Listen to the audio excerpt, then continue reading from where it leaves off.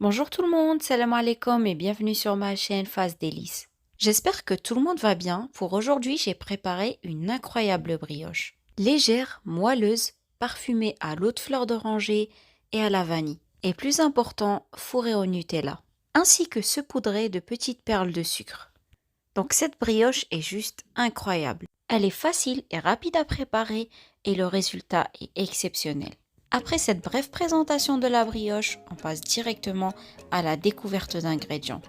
Pour cette recette, on a besoin de 500 g de farine de blé type 45, de 100 g de sucre, d'une grande cuillère de levure boulangère, une pincée de sel et une grande cuillère d'eau de fleur d'oranger, ainsi que un sachet de vanille et 2 œufs, de 100 g de beurre doux, de 200 g au millilitre de lait, ainsi que de la pâte à tartiner ou du chocolat et des graines ou des petites perles de sucre.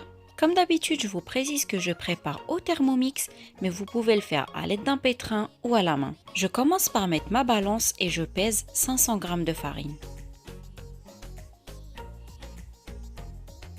Je rajoute les œufs.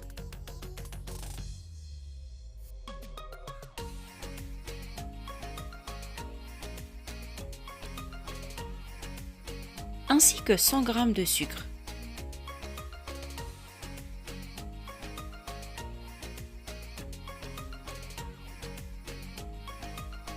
Une grande cuillère de levure boulangère, l'équivalent de 10 g. Ainsi que une petite pincée de sel. Je rajoute également une grande cuillère d'eau de fleur d'oranger, ainsi que un sachet de sucre vanillé.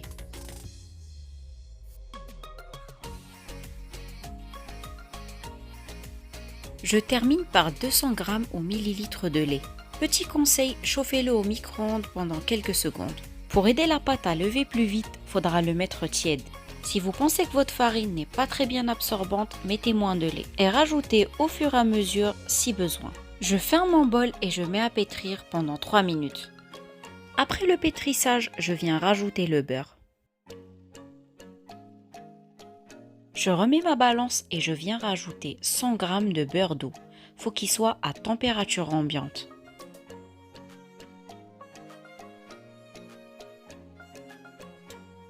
Je referme mon bol et je remets à pétrir cette fois-ci pendant 5 minutes. Je reviens après le pétrissage. J'ai préparé un saladier que j'ai bien huilé. Je vous montre la texture de ma pâte, elle est un peu collante. Elle va se raffermir pendant le temps de pause. Mais cela dépend du degré d'absorption de votre farine. À l'aide d'un papier film, je recouvre bien ma pâte et je laisse pousser pendant 45 minutes à 1 heure.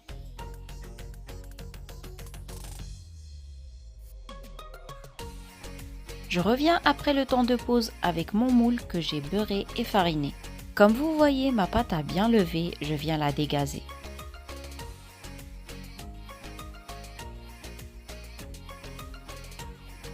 Je farine mon plan de travail et je viens la transvaser dessus.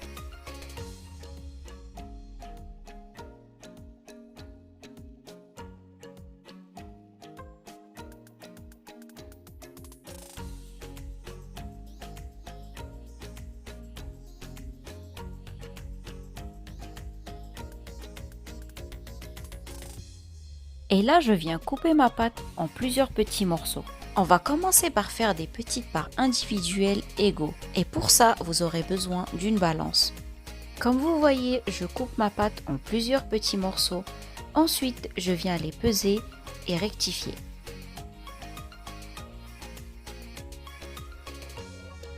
Pour ceux que ça intéresse, j'ai fait des parts de 125 g.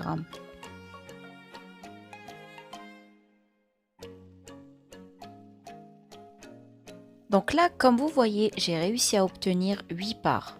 Je viens mettre de la place sur mon plan de travail afin de commencer à les fourrer. À l'aide d'un rouleau, je viens ouvrir légèrement chaque petite part.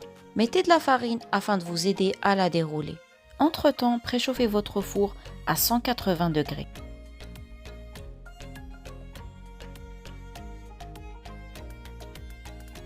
Ensuite, je viens mettre une petite cuillère de pâte à tartiner. Si vous n'avez pas de pâte à tartiner, remplacez-la par le chocolat, rajoutez 1 ou 2 morceaux. Si vous n'aimez pas, faites rien du tout et laissez votre brioche nature.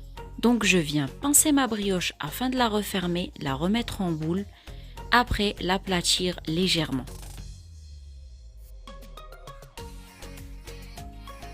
Ensuite, je la mets directement dans le moule beurré et fariné. C'est une opération qui est très simple et facile à réaliser et elle vous prendra que très peu de temps.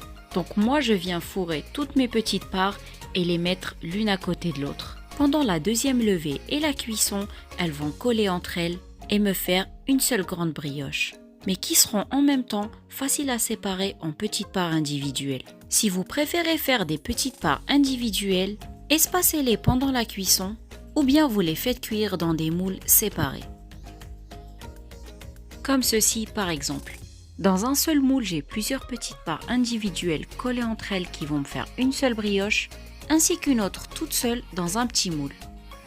Ensuite, je prépare de quoi badigeonner ma brioche. Et là, j'ai un œuf avec une grande cuillère de lait et une petite cuillère de sucre vanillé.